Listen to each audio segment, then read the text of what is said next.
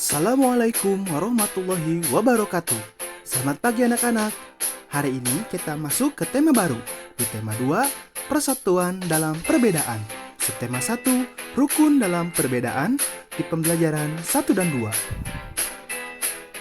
Nah, untuk tujuan pembelajaran hari ini, pertama dapat membuat pernyataan dengan rumus 5W plus 1H.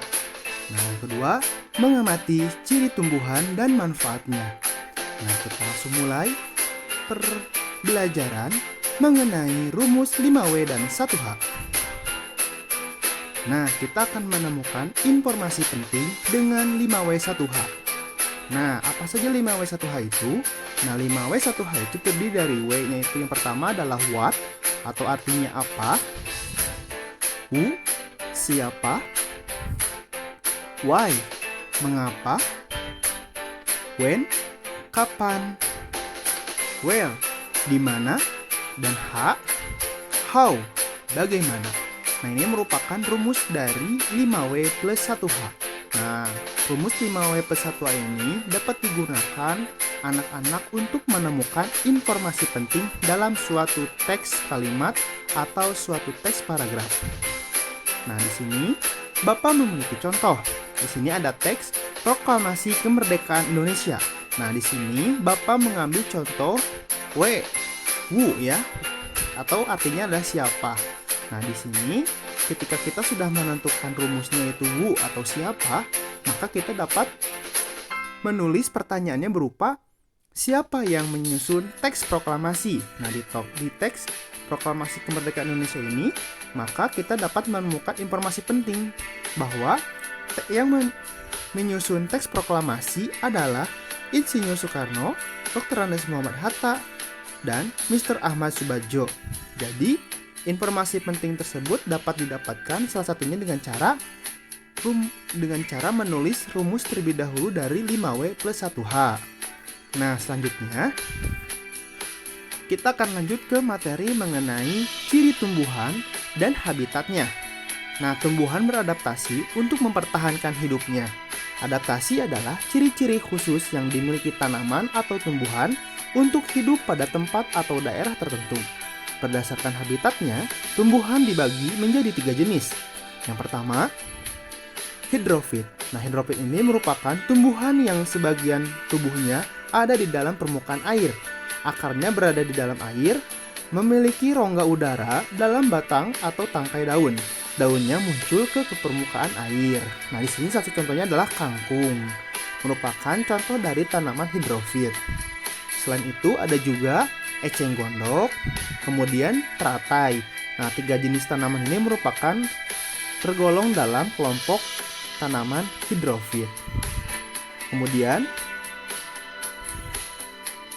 higrofit. Nah, higrofit sendiri merupakan tumbuhan yang hidup di daerah lembab. Tumbuhnya terdiri atas bagian-bagian akar, batang, dan daun.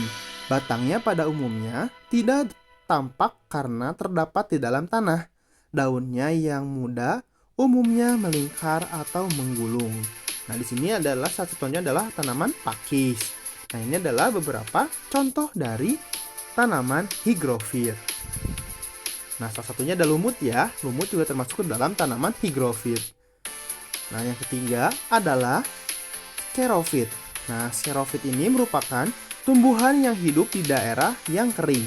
Tumbuhan ini memiliki daun tebal, sempit, kadang-kadang berubah bentuk menjadi bentuk duri, sisik, atau bahkan tidak mempunyai daun. Batangnya tebal dan mempunyai jaringan untuk menyimpan air. Akarnya panjang. Nah, salah satu contohnya adalah lidah buaya. Nah, selain lidah buaya, ada juga contoh dari tanaman kurma. Nah, tanaman kurma sendiri merupakan tanaman termasuk dalam tanaman xerofit. Kemudian ada juga kaktus. Nah, kaktus ini juga merupakan tanaman yang menyimpan air di batangnya.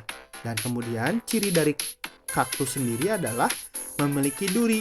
Nah, duri ini merupakan perubahan dari daunnya. Nah, kenapa ada duri di dalam kaktus? Itu berguna untuk mengurangi yang namanya penyerapan atau penguapan air yang ada pada tanaman. Nah, begitu ya 3 ciri tumbuhan beserta habitatnya. Nah, kita lanjut ke tugas hari ini. Nah, di sini anak-anak ada 4 pertanyaan yang harus kalian jawab ya. Jawab dengan cara baca terlebih dahulu teks proklamasi kemerdekaan Indonesia. Nah, setelah anak-anak menjawab 4 pertanyaan ini, dilanjutkan ke pertanyaan selanjutnya. Nah, di sini ada sebuah tabel. Nah, di sini anak-anak buatlah tabel di bawah ini di buku tulis, kemudian isi tabel tersebut sesuai dengan lingkunganmu.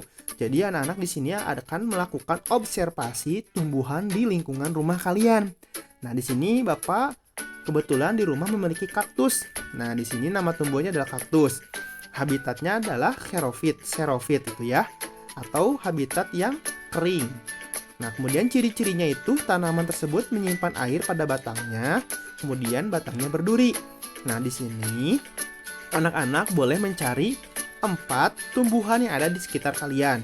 Kemudian tuliskan nama tumbuhannya, habitatnya di mana, kemudian ciri-ciri tumbuhan itu apa.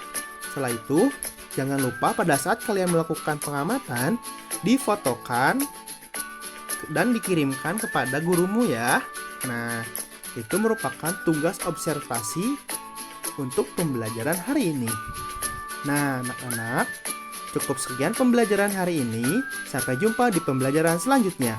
Assalamualaikum warahmatullahi wabarakatuh.